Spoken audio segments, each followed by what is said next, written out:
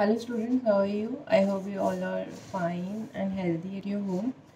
सभी अपने घर में हेल्दी होंगे। और अब चैप्टर को आगे रीड करते हैं। सारे बच्चे अपनी पेज नंबर 21 निकालो अपनी बुक का। हमने क्रिएचर्स ऑन द अर्थ जो सेकंड पैराग्राफ है वहाँ तक हमने पहले वीडियो में पढ़ा था। इसके आगे पढ़ते हैं। तो सभी अपनी बुक्स खोल कर, जिनके पास बुक्स हैं और जिनके पास नहीं है वो जैसे ही शॉप्स खुलेंगी बुक्स ले लीजिएगा। अब हम स्टार्ट करते हैं अपनी बुक। मैं एक काम करूँगी, मैं ग्रुप में इसका पिक भी सेंड कर दूँगी इस बुक का जो पेज नंबर है। जिनके पास नहीं है बुक वो उस पेज से पढ़ सकते हैं। I am not so worried about my girlfriends and myself. We will make it. The only subject I am not sure about is maths. Anyway, all we can do is wait. Until then, we keep telling each other not to lose heart. सो जो Anne Frank है she is very sure, उसको surety है कि वो लोग जो हैं वो अगली क्लास में प्रमोट हो ही जाएंगे। उन्होंने एग्ज़ाम्स में अच्छी ही परफॉर्मेंस दी है, लेकिन फिर भी श्योरिटी के साथ कुछ भी नहीं कहा जा सकता है। वो कह रहे हैं कि हमें भी वेट करना ही चाहिए जब तक टीचर्स जो है वो अपना रिजल्ट लेकर नहीं आ जाते। I get along pretty well with all my teachers. There are 9 of them, 7 men and 2 women. वो बता रही हूँ उनके टीचर्स में कौन कौन है। 9 टीचर्स हैं टोटल, 7 उनमें से मेन हैं और 2 वुमेन हैं। मिस्टर कीसिंग, एक मिस्टर कीसिंग है जो उनको मैथ्स पढ़ाता है, उनके बारे में बोल रही हूँ। ही इज़ द ओल्ड फौजी। ओल्ड फौजी और ओल्ड फॉगी मतलब है ओल्ड फैशन। इसका मतलब होता है ओल्ड फैशन, पुराने विचारों वाला आदमी। Was annoyed with me for ages. For ages मतलब बहुत पहले से ही। वो अनॉयड मतलब गुस्सा होना। वो उससे एनी फ्रैंक से अनॉयड रहता था because I talk so much, क्योंकि वो क्लास में बहुत ज़्यादा बात करती थी। आफ्टर सेवरल वार्निंग्स होती है चेतावनी। ही असाइन में एक्स्ट्रा होमवर्क। बड़ी सारी चेतावनियाँ देने के बाद उसने उसको एक्स्ट्रा होमवर्क दे दिया। फिर उसको एक ऐसे लिखने को दिया। और चैटर बॉक्स होता है जो बोलता रहता है चैटर बॉक्स। उस पर एक ऐसे लिखने को दिया। अब उसको थोड़ा सा परेशान हो गई, but she decided. I jotted down the title in my notebook. उसने अपनी नोटबुक पर टाइटल को लिख लिया। Tucked it in my bag, अपने बैग में डाली notebook. And trying to keep quiet, और क्वाइट रहने की कोशिश की। ये वो अपनी क्लास का एक वाक़या बता रही हैं। That evening after I had finish the rest of my homework. और उस शाम को जब वो घर जाती हैं सारा काम ख़त्म करने के बाद वो नोटबुक निकालती हैं और ऐसे लिखना शुरू करती हैं। While chewing the tip of my fountain pen. Chewing the tip of my fountain pen, उस टाइम पे ऑब्वियसली फाउंटेन पेन होते थे। और वो अगर हम कोई भी जैसे लिखते लिखते हैं अगर किसी को च्यू कर रहे हैं तो ये मोस्टली सिंबल होता है कि हम कुछ सोच रहे हैं। सोचते सोचते खुद भी जब फिंगर ऐसे चली जाती है, कुछ सिंबल होते हैं, हम पेन जो है वो च्यू करने लग पड़ते हैं। एनीवन कुड रैम्बल ऑन मतलब कंफ्यूज, कोई भी कंफ्यूज हो सकता था इस तरह के टॉपिक पे। ऑब्वियसली अगर आप लोगों को कोई टॉपिक दिया जाए इस तरह का टॉपिक की, एक बातूनी इंसान पे टॉपिक पे ऐसे लिखो तो क्या ही लिख लोगे। ज़्यादा से ज़्यादा 3-4 लाइन्स आएंगी दिमाग में, बट इससे ज़्यादा नहीं आने वाली हैं। And leave big spaces between the words, but the trick was to come up with convincing arguments. लेकिन वो चाहती थी कि वो कुछ ऐसे कन्विंसिंग आर्ग्यूमेंट्स, कन्विंसिंग मतलब कि वो जो भी उसमें बोला जाए वो पढ़ने वाला जो है वो उसे कन्विंस हो जाए, वो मान जाए। इस तरह का वो कुछ अपने ऐसे में लिखना चाहती थी। To prove the necessity of talking. Necessity मतलब ज़रूरत, ताकि जो बात करने की जो ज़रूरत है उस ऐसे में वो उसको प्रूव कर सकें। आई थॉट एंड सडनली। सडनली का क्या मतलब होता है? सडनली का मतलब होता है अचानक, अचानक से। I thought and suddenly I had an idea. I wrote the 3 pages Mr Keesing and assign me and वो सेटिस्फाइड। और वो उस अजीब से टॉपिक पे वो 3 पेजेस का ऐसे वो लिख लेती हैं। I argue that talking is a students trade. और वो ट्रेड मतलब आदत या हैबिट। और वो क्या आर्ग्यू करती हैं, वो ऐसे में उन्होंने क्या लिखा है? उन्होंने ऐसे में लिखा है कि जो बात करना है वो एक स्टूडेंट का ट्रेड है। ऑब्वियसली जब मैं क्लास में आती हूँ, अगर मैं थोड़ा सा ब्लैक बोर्ड की तरफ देखती हूँ तो तुम लोग पीछे से बातें करना शुरू कर देते हो। खासकर ये गुरजिंदर सबसे ज़्यादा बात होनी है क्लास में, तो तुम लोग आपस में बात करना शुरू कर देते हो। फिर संदीप तुम भी बहुत बातें करते थे क्लास में, करते अब आगे भी करोगे जब मैं पढ़ाऊँगी, जैसे ही कोविड ठीक हो जाएगा। तो कहने का मतलब है कि ये स्टूडेंट्स की आदत है, जैसे ही अगर टीचर उनको नहीं देख रहा है, टीचर उनको कुछ नहीं बोल रहा है, तो वो they start talking and I would do my best to keep in under control. वो कह रही है कि मैं इसे बेस्ट तरीके से मैं इसे अपने अंडर कंट्रोल करने की कोशिश करूँगी, लेकिन मैं कभी भी I wouldn't be able to do that, मैं कभी भी वो नहीं कर पाऊँगी, क्योंकि मेरी जो माँ थी वो भी बहुत टॉकेटिव थी, और इसलिए ये जो ट्रेट है, ये जो आदत है, ये मेरे को उनसे ही, मेरे खून में मुझे ये आदत मुझे मिली है। इनहेरिटेड मतलब, या इनहेरिट मतलब कोई भी चीज़ जो हम अपने माँ बाप से हम पाते हैं, जैसे जैसे हमारी बच्चों की शक्लें क्या होती हैं, बच्चों की शक्लें उनके माँ बाप से रिजेंबल करती है ना, तो वो जो सिमिलर जो फेसेस है वो इनहेरिट किया उन्होंने ट्रेट किससे, अपने माँ बाप से। Mr Keesing had a good laugh at my arguments, arguments मतलब दलील, तो जो उन्होंने आर्गूमेंट्स दिए हैं मिस्टर कीसिंग जो है वो बड़ा they had a good laugh, वो अच्छे से ज़ोर से हंसे। But when I proceeded to talk my way through the next lesson, ये साइन में सेकंड ऐसे, बट उसके बाद क्या हुआ, जब वो आगे पढ़ाने लगे मिस्टर कीसिंग जो टीचर हैं उनके, उसके बाद क्या हुआ, शी अगेन स्टार्टेड टॉकिंग, और उन्होंने फिर से उसको ऐसे लिखने को दिया, और इस बार उन्होंने क्या ऐसे लिखने को दिया, एन इनकॉरिजिबल चैटर बॉक्स, या an incorrigible chatterbox. Incorrigible क्या होता है, चैटर बॉक्स का मतलब मैंने बता दिया, चैटर बॉक्स मतलब जो बातें करता रहे बातूनी इंसान, और इनकॉरिजिबल, इनकॉरिजिबल मतलब लाइलाज, जिसको हम ठीक नहीं कर सकते, incorrigible. I handed it in, and Mr. Keesing had nothing to complain about for two whole lessons. However, during the third lesson, he finally had enough. अच्छा, अब क्या हुआ, उसने उस पर भी ऐसे अच्छे से लिख के दिया। मैं I told you earlier that जो जूइश पीपल थे, एनी फ्रैंक भी एक ज्यू लड़की थी, वो जो जूइश पीपल थे वो बहुत ज़्यादा इंटेलिजेंट थे, क्योंकि आपने स्टार्टिंग में ना हमारे पास जितनी भी टेक्नोलॉजी से रिलेटेड चीज़ें थी, या जितनी भी टेक्नोलॉजी से रिलेटेड चीज़ें होती हैं, आप उन पर अक्सर देखते जर्मन टेक्नोलॉजी, ये दो वर्ड्स ही आपस में इतने ज़्यादा फेमस वर्ड्स हैं। जर्मन टेक्नोलॉजी, या जब भी हम कोई नई इन्वेंशन पढ़ते हैं, नई डिस्कवरी पढ़ते हैं, हम क्या पढ़ते हैं कि दिस ये जो चीज़ है, ये जो टर्म है sorry, this term has been coined by German mathematician, this term has been coined by German scientists, या ये जो term है, या ये जो technology है, ये जो theorem है, कुछ भी has been invented by German, Greek या Russian, मतलब ये वाली कंट्री से उस टाइम पे ज़्यादा साइंस से रिलेटेड इन्वेंशंस होती थी, तो जर्मन टेक्नोलॉजी। और आप ये भी सोच सकते हो कि ये जो बात है सब 1923 और 26 में तो वो पैदा हुई थी, ये जो बात है सब 1930s में, 1930s में तो हमारे यहाँ पर टांगे चलते थे, और लड़कियों को तो स्कूल में भेजने का भूल ही जाओ, इवन लड़के भी नहीं पढ़ते थे, तुम लोग तो आज भी नहीं पढ़ते हो। तो उस टाइम पर तो हमारे देश में तो पढ़ाई का नामो निशान ही नहीं था, राजा महाराजाओं का ही सिस्टम था।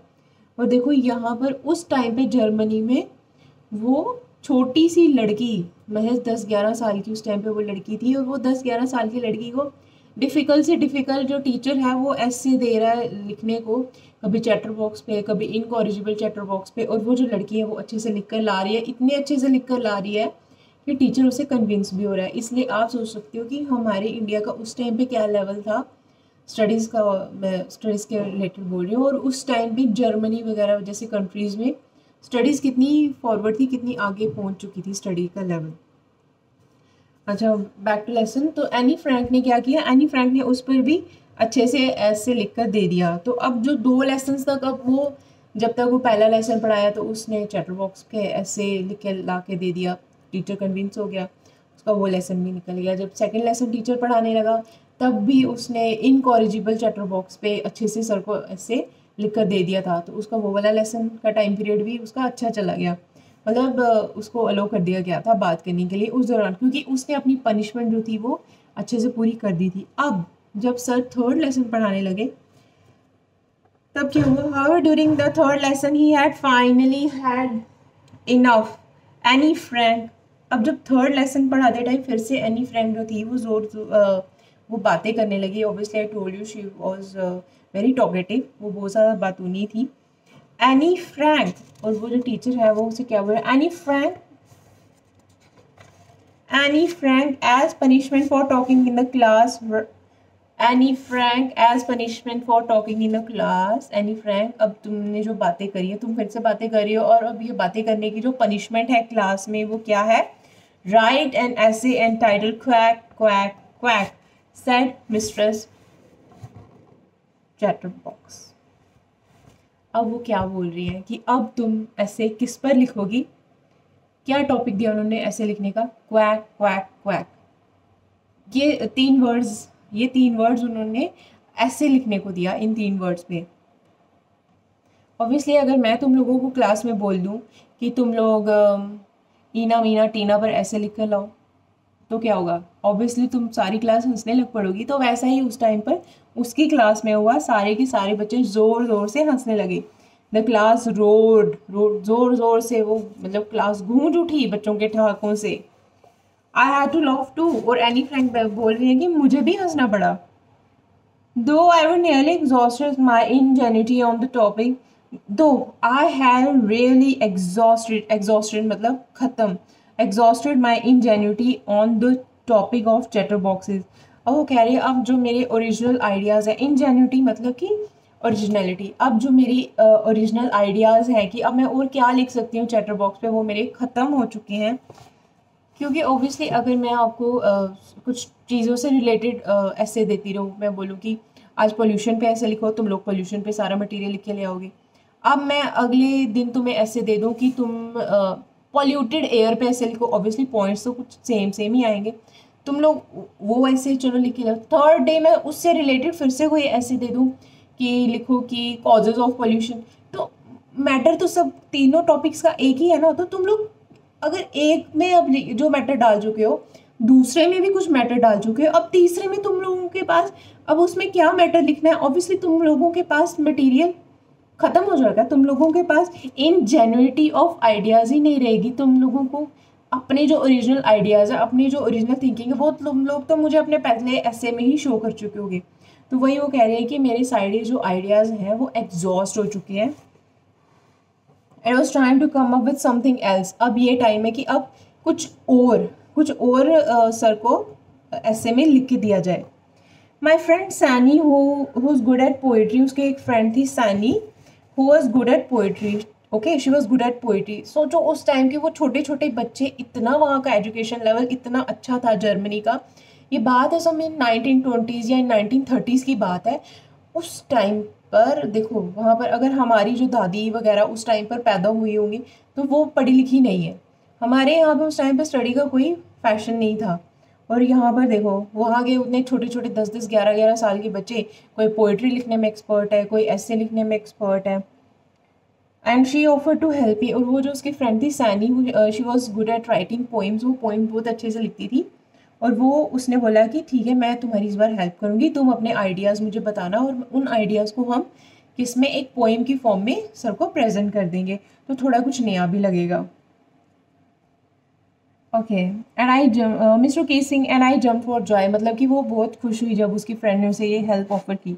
Mister Keesing was trying to play joke on me with this ridiculous subject, but I would make sure the joke was on him. तो एनी फ्रेंड क्या सोचती है मन में कि मिस्टर केसिंग जो टीचर है, उन्होंने मुझ पर ये जोक मारा है या उन्होंने मुझे परेशान करने की कोशिश करी है कि मतलब मैं बहुत टॉकेटिव हूँ, तो उन्होंने इसलिए ये इस तरह का मुझे टॉपिक दिया, क्वैक क्वैक क्वैक।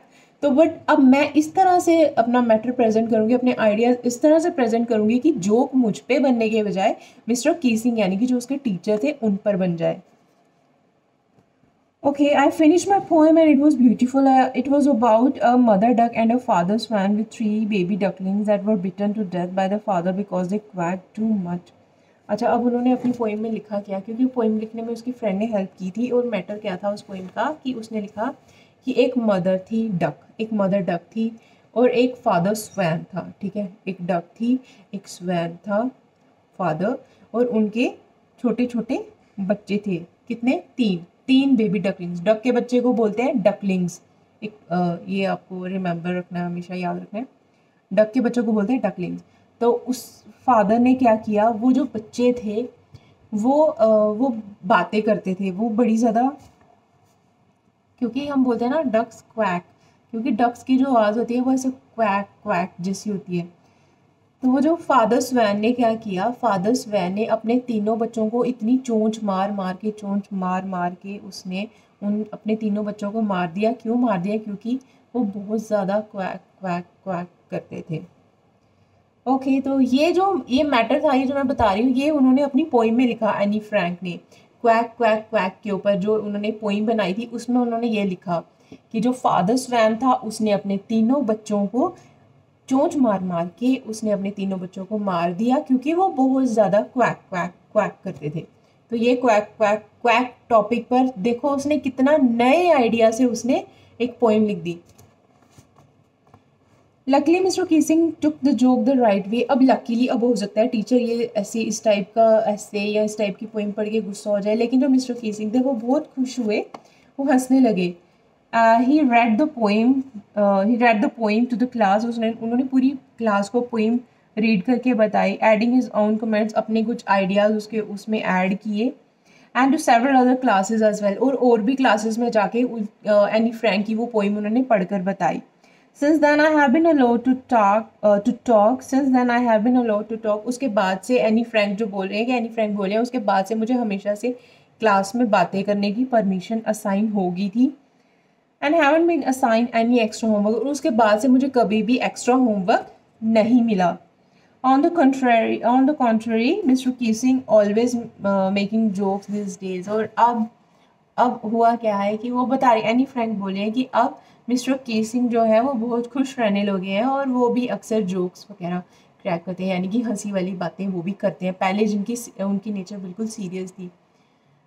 तो इस सब से आज जो हमने पढ़ा, आज जो हमने लेसन का जो भी पार्ट पढ़ा उसमें हमने ये पढ़ा कि एनी फ्रैंक जो थी वो बहुत ज़्यादा टॉकेटिव लड़की थी और वो इंटेलिजेंट भी थी। वो क्योंकि वो अगली क्लास में अपनी प्रमोशन को लेके she was very much sure कि वो जो है वो अगली क्लास में प्रमोट हो जाएंगी, लेकिन वो फिर भी ये बोलती हैं कि हमें फिर भी टीचर्स की मीटिंग के ख़त्म होने तक का वेट करना चाहिए, जिस मीटिंग में वो ये डिसाइड कर रहे हैं कि कौन क्लास में अगली प्रमोट होगा और कौन अगली क्लास में प्रमोट नहीं होने वाला है।